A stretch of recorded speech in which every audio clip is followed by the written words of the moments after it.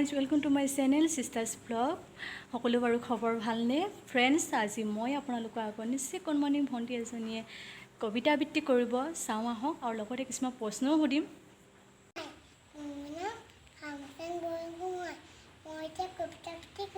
কবিতাটোৰ নাম মই গাওঁ।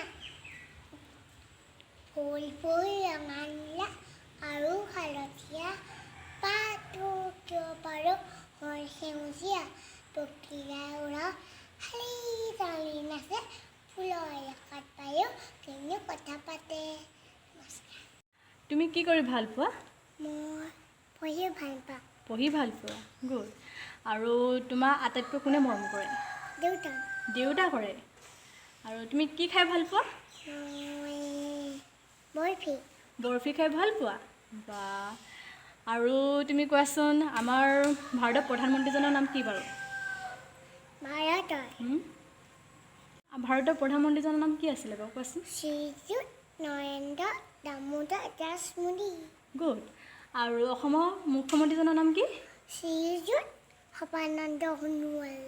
বা, আৰু আমাৰ ৰাজ্যখনৰ নাম কি বাৰু? অসম। আৰু আমাৰ জিলাখনৰ নাম? শিৱসাগৰ। শিৱসাগৰ, গুড।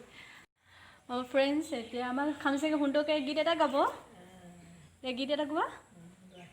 এটা কথা কোৱানা, চোৱানা, মই তোমাৰে হয়নে নহয়, আবু বুলি মাতানা, মাতিনি সোধানা, মই তোমাৰে হয়নে নহয়। বা, ইমান সুন্দৰকৈ গীতটি গালে, দেখিছেনে বন্ধু? আৰু খামচেং, তোমাৰ ভৱিষ্যত উজ্জ্বল কামনা কৰিলোঁ। ধন্যবাদ। তুমি এনেদৰে আগবাঢ়ি যোৱা।